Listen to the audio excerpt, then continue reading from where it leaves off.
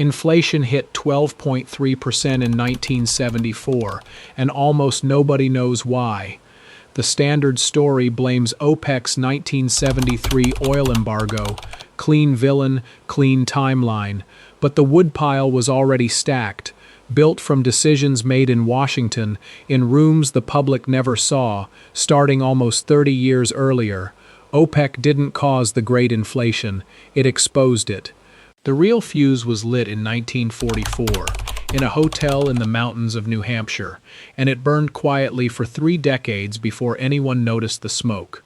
In the next 35 minutes, you'll see the exact 3 decisions, one in 1944, one in the 1960s, one in 1971, that made inflation inevitable, years before a single gas line ever formed.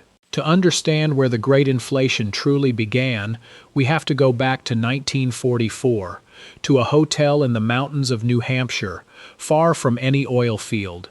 There, delegates from 44 nations gathered to design the financial architecture of the post-war world. The result was the Bretton Woods system, and at its center sat a deceptively simple arrangement.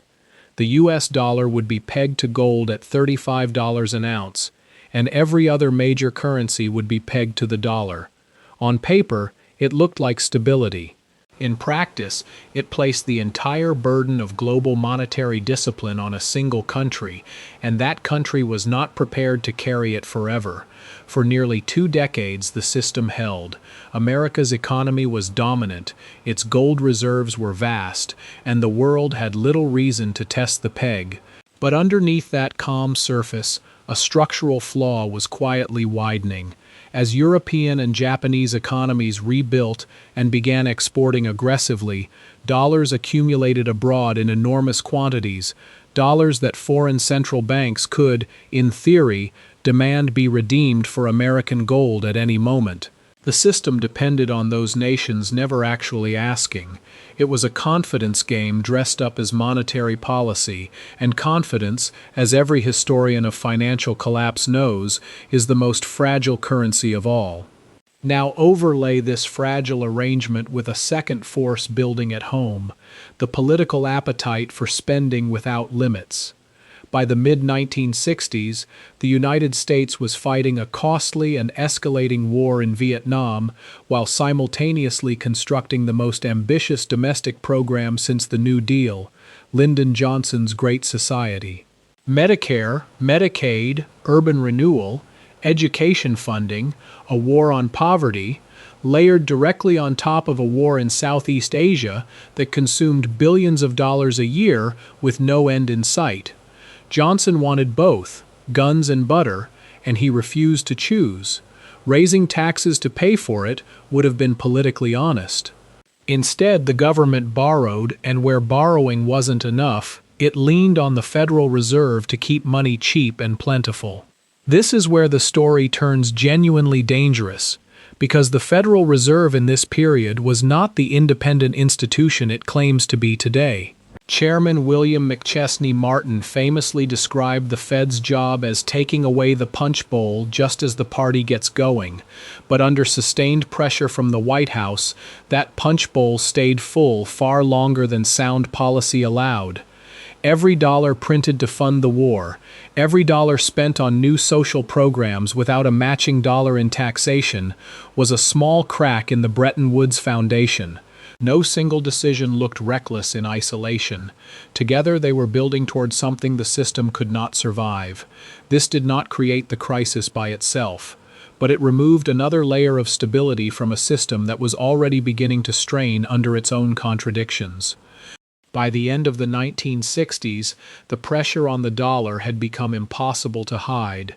Foreign governments, watching Washington print money to finance a war and a welfare state simultaneously, began quietly converting their dollar reserves into gold, exactly the scenario Bretton Woods had been designed to prevent. France's President Charles de Gaulle, deeply suspicious of American financial dominance, went so far as to send warships across the Atlantic to physically retrieve French gold from vaults in New York. It was a symbolic act, but it revealed something real. The world's confidence in the dollar's gold backing was cracking, and once that confidence goes, no central bank memo can call it back. A reasonable person might ask why the United States simply didn't tighten policy and defend the peg the way the system required. The answer is that defending it would have meant a recession, and no administration facing re-election wants to be remembered for that. So in August of 1971, President Richard Nixon made a decision that would reshape the global economy overnight. He closed the gold window entirely. The United States would no longer redeem dollars for gold, at any price, for anyone. Nixon called it temporary. It was not temporary. It was the permanent severing of the last thread connecting the world's reserve currency to a fixed physical anchor. The consequences arrived almost immediately. Freed from the discipline of gold convertibility, the dollar was now worth whatever the market, and increasingly whatever domestic political pressure, decided it was worth. Nixon paired the gold closure with a second move: wage and price controls, an attempt to freeze inflation by government decree rather than address its underlying cause. It appeared bold. In practice, it was a temporary mask over a growing fever. Businesses stopped raising prices only because the law told them to, not because the underlying pressures had eased, and when the controls were finally lifted in 1973, prices that had been artificially suppressed for 2 years surged upward all at once, like water bursting through a dam that had only ever been holding back the flow, never stopping it. Notice what has happened by this point. The United States had already abandoned its monetary anchor, already run years of deficit spending on guns and butter alike, and already tried and failed to legislate inflation out of existence. The dollar was floating freely for the first time in a generation, unmoored, untested, and increasingly distrusted by the very foreign governments who held it in reserve. Money supply, no longer restrained by gold, expanded rapidly through the early 1970s, under continued pressure from the White House on a Federal Reserve that still had not learned to say no. None of this had anything to do with oil.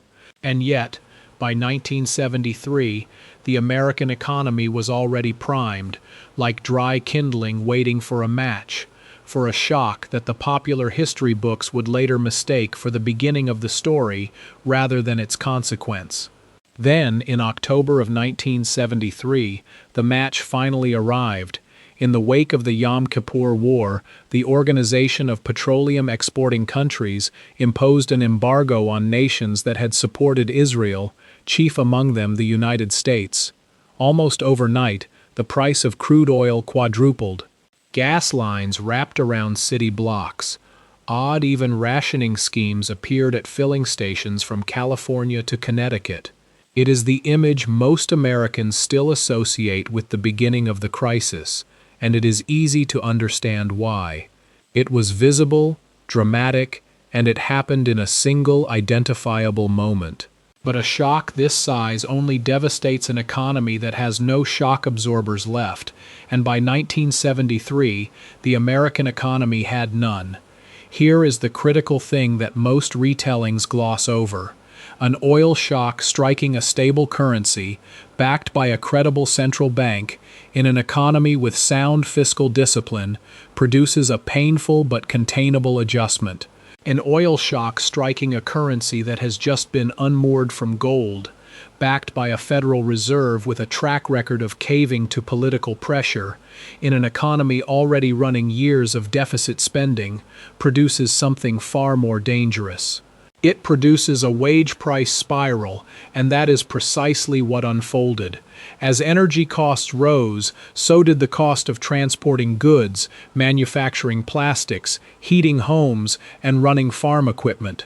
Businesses raised prices to cover it. Workers, watching their paychecks buy less every month, demanded higher wages to keep up. Unions secured cost of living adjustments tied directly to inflation, which meant that as prices rose, wages rose automatically, which meant businesses raised prices again to cover the higher wages. It was a loop, and like the reparations loop that had strangled Europe half a century earlier, it required every link in the chain to hold rigid. Here, it did the opposite. Every link fed the next. The human consequences arrived quickly and struck a generation that had never experienced anything like it. Middle-class families who had grown up believing that steady jobs and modest savings guaranteed a comfortable life watched their purchasing power evaporate year over year. A dollar saved in 1970 bought barely half as much by the end of the decade. Homebuyers faced mortgage rates that would have been unthinkable 10 years earlier. Retirees on fixed incomes, the group least equipped to adapt, were quietly and mercilessly punished by a phenomenon most of them had never even heard a name for until it was already reshaping their lives. And still, the Federal Reserve did not act decisively. Why would a nation with the tools to fight inflation simply allow it to compound for years? The uncomfortable answer is that fighting it properly meant deliberately causing a recession, throwing people out of work to bring prices back under control, and no chairman wanted his name attached to that outcome. So policy remained hesitant, reactive, and ultimately inadequate, allowing a shock that should have been temporary to calcify into something structural. This did not complete the crisis, but it fused every prior weakness, monetary, fiscal, and psychological, into a single self-reinforcing spiral that the next decade would struggle for years to break. At the center of this failure sat one man, Arthur Burns, chairman of the Federal Reserve from 1970 to 1978. Burns was, by every account, a brilliant economist. He was also, by the same accounts, deeply susceptible to political pressure, and this combination proved catastrophic. Nixon had installed him with the explicit expectation that monetary policy would stay accommodative through the 1972 re-election campaign, and White House tapes later revealed just how directly that pressure was applied. Burns delivered. Interest rates stayed low precisely when the economy needed them raised, and the seeds sown in the late 1960s were allowed to bloom into a self-sustaining inflationary culture, one where businesses and workers alike simply expected prices to keep climbing and planned accordingly. This expectation, once embedded, became a problem in its own right, arguably more dangerous than any single policy mistake. Economists call it an inflationary psychology. When people believe prices will rise, they act in ways that guarantee prices will rise. Workers demand raises in advance of expected inflation. Businesses raise prices in advance of expected wage costs. Lenders demand higher interest rates to protect against expected currency erosion. The expectation becomes the mechanism, entirely detached from any single external shock like oil or war. By the mid-1970s, this psychology had settled over the American economy like a fog that no single policy could simply blow away. Then came a second oil shock in 1979, following the Iranian Revolution, and it landed on an economy that had never recovered from the first. Inflation, which had briefly eased in the middle of the decade, roared back past 13%. A new term entered the American vocabulary to describe what conventional economics insisted could not happen: stagflation, the simultaneous presence of high inflation and high unemployment, a combination that the reigning economic theory of the era, built on the assumption that the two moved in opposite directions, simply had no framework to explain. The old models were not just wrong, they were broken, and an entire generation of policymakers had to admit it in public. It was against this backdrop, in August of 1979, that President Jimmy Carter made the appointment that would finally begin to reverse the decade-long spiral. He named Paul Volcker as chairman of the Federal Reserve, a man nearly 6.5 feet tall who chain-smoked cheap cigars and had a blunt reputation for saying uncomfortable things directly to powerful people's faces. Volcker understood something his predecessors had refused to accept. Inflation could not be managed at the margins. It had to be broken, deliberately, painfully, and without regard for the political consequences. He believed the disease had gone untreated for so long that only an aggressive, almost brutal course of medicine could cure it, and he intended to administer it regardless of who it hurt on the way. This did not resolve the crisis on its own, but it set in motion the one force capable of reversing a decade of accumulated failure, a central bank finally willing to inflict short-term pain for long-term stability, and that reversal would prove nearly as devastating, in its own way, as the inflation it was designed to cure. What Volcker did next is still debated in economics departments today, but its mechanics were simple, even if its consequences were brutal. Rather than targeting interest rates directly, the Fed under Volcker shifted its focus to controlling the money supply itself, allowing interest rates to rise however high the market demanded in order to choke off the inflationary psychology that had taken hold. The federal funds rate, which had hovered in single digits for most of the post-war era, climbed past 15%, then 18%, and briefly touched 20%. Mortgage rates for ordinary families reached levels that sound almost fictional today, well above 18%. Small business loans, auto loans, farm equipment financing, all of it became prohibitively expensive almost overnight. The reasonable question, the one Volcker himself must have asked in private, is whether any economy could absorb a shock this severe without breaking. The answer, delivered over the following 2 years, was a resounding no. The country was plunged into the deepest recession since the Great Depression itself. Unemployment climbed past 10% nationally, and in industrial states like Michigan and Ohio, it soared even higher as auto plants and steel mills, already struggling against foreign competition, could no longer justify the cost of new investment at such punishing interest rates. Farmers, who had taken on debt during the previous decade's boom, found themselves unable to service loans that had ballooned in real cost, and foreclosures swept across the rural Midwest in a wave that would leave scars for a generation. The anger was immediate and it was personal. Home builders, crushed by interest rates that made new construction financially impossible, mailed 2x4s to the Federal Reserve's headquarters in protest. Farmers drove their tractors to Washington and blockaded the streets around the Fed building. Volcker received death threats routinely enough that he required Secret Service protection, a level of security virtually unheard of for a central banker before or since.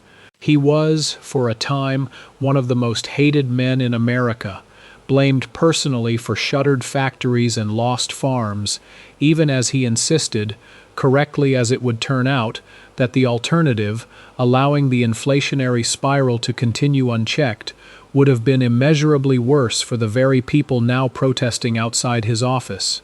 And yet, gradually, the medicine began to work.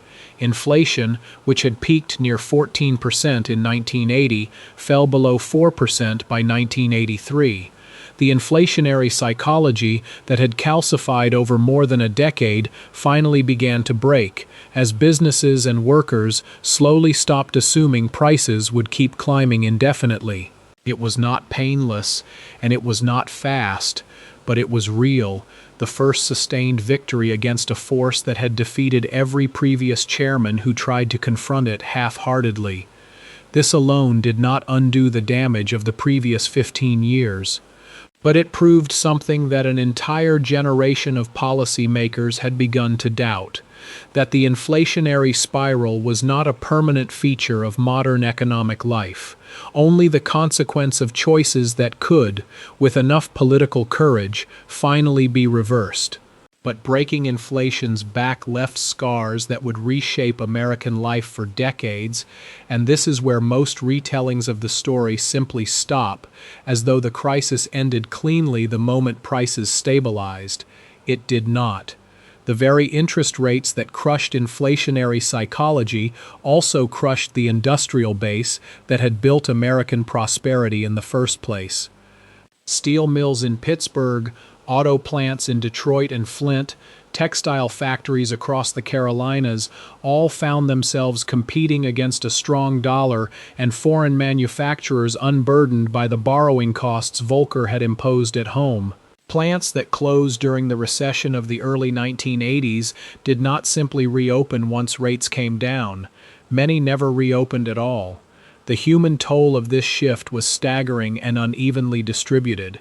Entire towns built around a single factory or mill watched their economic reason for existing disappear within a few years.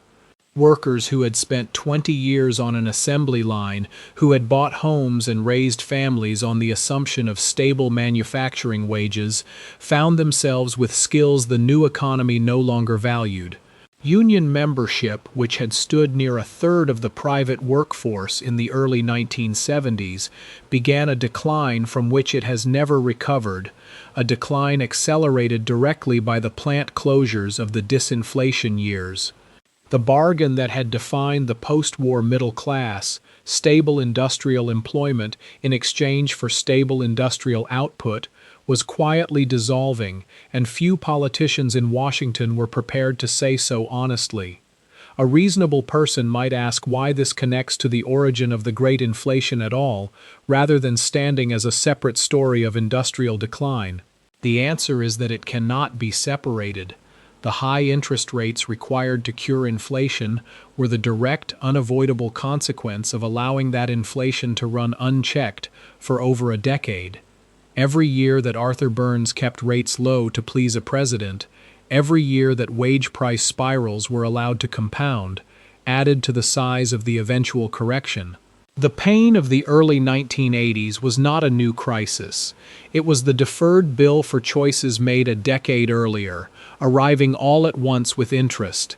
And there is a deeper, more uncomfortable pattern beneath all of this, one that connects the reparations loop of the 1920s to the oil shocks of the 1970s to the disinflation of the 1980s.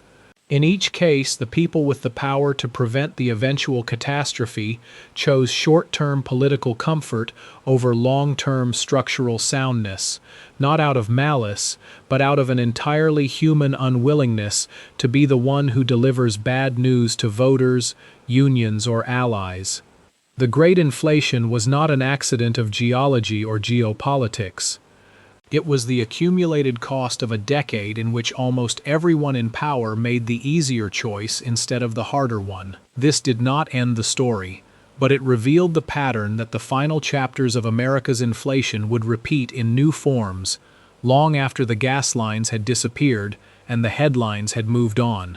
By the mid-1980s, the immediate crisis had passed, but the institutional lessons of the Great Inflation were only beginning to take shape, and how they were absorbed or ignored would determine whether the next generation faced anything similar. The most important lesson, at least on paper, was about central bank independence. Paul Volcker's willingness to inflict a recession on the country he served, regardless of the political cost to the president who appointed him, established a new expectation that the Federal Reserve needed genuine insulation from short-term electoral pressure if it was ever going to prevent a repeat of what Arthur Burns had allowed. Alan Greenspan, who succeeded Volcker in 1987, inherited an institution that finally understood, at least for a time, that its credibility was its most valuable asset. But institutional memory is a fragile thing, and it fades exactly as fast as the generation that learned the lesson firsthand.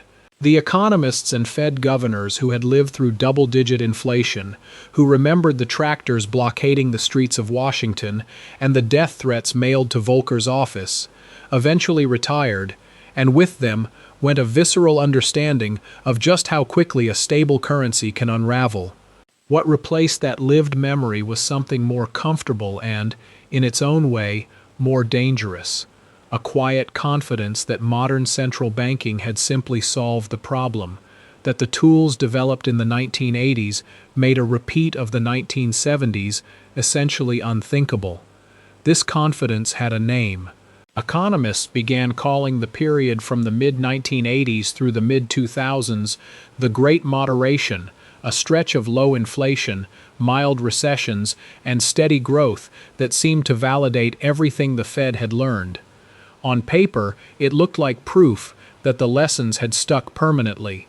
In practice, it bred a complacency that would prove costly.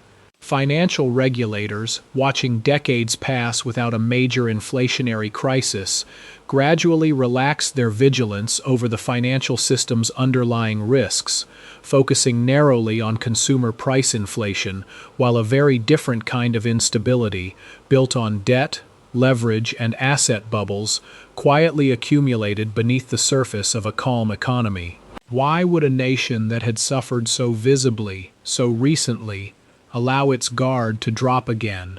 The uncomfortable answer is the same one that explains nearly every chapter of this story. The people making decisions in any given decade rarely carry the full weight of the previous decade's suffering. They inherit the lessons secondhand as case studies and textbook chapters rather than lived catastrophe, and second-hand lessons rarely command the same urgency as the memory of tractors in the street or gas lines stretching around the block. This did not create a new inflationary crisis by itself, but it planted the seeds of a different kind of complacency, one that would not fully reveal itself until a global pandemic, decades later, tested whether America had truly learned the lessons of the 1970s or had simply forgotten to be afraid. That test arrived in 2020, and the parallels to the 1970s, though separated by half a century, are uncomfortably precise. When the COVID-19 pandemic struck, the Federal Reserve and the United States government responded with a scale of monetary and fiscal intervention that dwarfed anything seen since the Second World War. Interest rates were slashed to zero. The Fed's balance sheet expanded by trillions of dollars in a matter of months. Congress, in a rare display of bipartisan urgency, authorized stimulus payments directly to American households, expanded unemployment benefits, and forgivable loans to businesses on a scale that made the spending of the Johnson years look modest by comparison. It was, in isolation, a reasonable response to an unprecedented emergency. Few economists at the time argued the intervention itself was wrong. But here is where the pattern from a century of financial history reasserts itself with almost eerie precision. Just as Lyndon Johnson's guns and butter spending collided with a Federal Reserve unwilling to say no, and just as an oil shock landed on an economy already primed by years of loose money, the pandemic stimulus arrived on top of supply chains that were simultaneously collapsing. Factories shut down, shipping ports backed up. Semiconductor plants, concentrated in a handful of vulnerable locations, could not meet demand. The world had not seen a disruption to global production of this scale in living memory, and it hit at the exact moment when American households, flush with stimulus money and unable to spend it on travel or restaurants, redirected trillions of dollars toward physical goods. Demand surged, supply collapsed, and for months, Federal Reserve officials insisted, using a word that would later haunt the institution's credibility, that the resulting price increases were merely transitory, a temporary mismatch that would resolve itself once supply chains normalized. A reasonable person might ask how an institution built on the hard-won lessons of the 1970s could make a similar misjudgment about the persistence of inflationary pressure. The uncomfortable answer is the same one that explains Arthur Burns's failures 50 years earlier. Acting decisively, raising rates aggressively while unemployment remained elevated and the economy was still healing from a global emergency, was politically almost unthinkable. So policymakers waited, hoping the problem would resolve on its own, and by the time the Fed under Jerome Powell finally acknowledged the mistake and began the most aggressive tightening cycle in 4 decades, inflation had already climbed past 9%, the highest level since the year Paul Volcker took office. This did not repeat the crisis of the 1970s in its full, decade-long severity. But it demonstrated, with unsettling clarity, that the institutional memory built from America's great inflation had faded exactly as much as the passage of time allows, and that the same underlying temptation to delay hard action in the hope that the problem resolves itself remains as powerful in the 21st century as it was in the 20th. So what does it actually mean, after tracing this chain from a hotel in New Hampshire in 1944 to a pandemic response 80 years later, to say that the Great Inflation had a single origin? It means, more than anything, that the popular story you were taught, gas lines, OPEC, a sudden oil shock out of nowhere, was never the beginning. It was the moment a much older, much slower accumulation of decisions finally became visible to ordinary Americans standing in their cars at a filling station. The oil embargo did not create the vulnerability, it exposed one that had been built, deliberately and gradually, over nearly 3 decades of choosing political comfort over structural discipline. Consider the full chain, not as isolated events but as links forged one after another. A fixed exchange rate system built on a promise the United States could not keep indefinitely. A war in Vietnam and a domestic spending program pursued simultaneously, without the tax increases honesty would have required. A Federal Reserve chairman who bent to presidential pressure, rather than defending the currency he was sworn to protect. A president who severed the last tie to gold, and then tried to legislate away the consequences with price controls that only delayed the reckoning. An oil shock that landed on an economy with no shock absorbers left, igniting a wage price spiral that fed on its own momentum for years. And finally, a cure so painful that it reshaped the industrial landscape of the country, hollowing out towns and unions in the process of restoring the currency's credibility. Notice what connects every link in that chain. It is never a single villain, never a single reckless decision made in isolation. It is a pattern of individually defensible choices, each one politically understandable in its own moment, that compound over years into a crisis no single decision-maker ever intended to create. Lyndon Johnson wanted to fight poverty and communism simultaneously. Richard Nixon wanted to win re-election without a recession. Arthur Burns wanted to be liked by the president who appointed him. None of these men set out to devalue the American dollar by half in a single decade. And yet, together, that is precisely what they did. This is why the true origin of the Great Inflation matters far beyond the history books. The forces that produced it, political pressure on supposedly independent institutions, deficit spending without honest accounting, a refusal to act until a crisis becomes undeniable, are not artifacts of the 1970s. They are structural temptations built into any democracy managing a modern financial system, and as the pandemic years demonstrated, they remain just as powerful today as they were 50 years ago. This did not conclude the lesson on its own, but it revealed the single thread running through every chapter of this story, a thread that leads directly to the uncomfortable question of whether the safeguards built after the crisis are strong enough to hold the next time political convenience collides with monetary discipline. The most sobering lesson of the Great Inflation is not that a currency can lose half its value in a decade. It is that almost everyone responsible for it believed, at the time, that they were doing the right thing. Lyndon Johnson believed a nation as wealthy as America could afford both a war and a war on poverty without sacrificing either. Arthur Burns believed that a little short-term accommodation was a small price for political stability. Richard Nixon believed that wage and price controls were a reasonable bridge to give the economy time to adjust. None of them were acting in bad faith. They were acting on the very human belief that the bill for their choices would come due on someone else's watch, or perhaps not at all. This is the pattern that history keeps returning to, in the reparations loop that strangled Europe in the 1920s, in the gold hoarding that deepened the Great Depression, and in the deficit spending and monetary accommodation that produced the Great Inflation of the 1970s. The mechanism changes. The underlying failure does not. Institutions built to enforce discipline, whether a central bank, a treasury, or an international monetary system, are only as strong as the willingness of the people running them to say no to power. At the moment, power most wants to hear yes.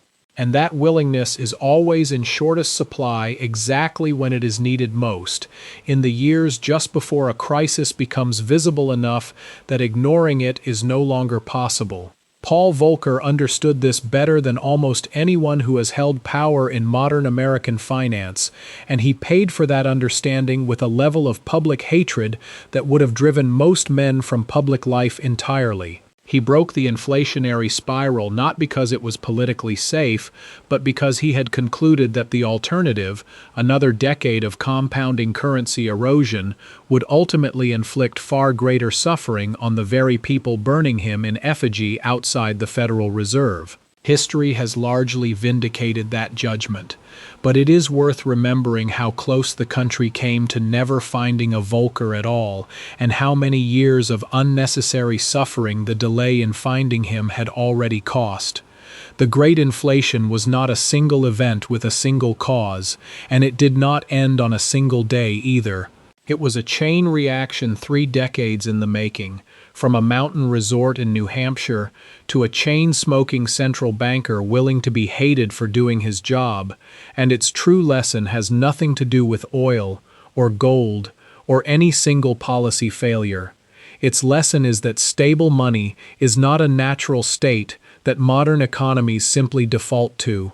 It is a discipline that must be actively defended, year after year, by people willing to accept short-term pain and political unpopularity in exchange for long-term stability, and the moment a nation stops producing people willing to make that trade, the next inflationary spiral is already, quietly, beginning to take shape.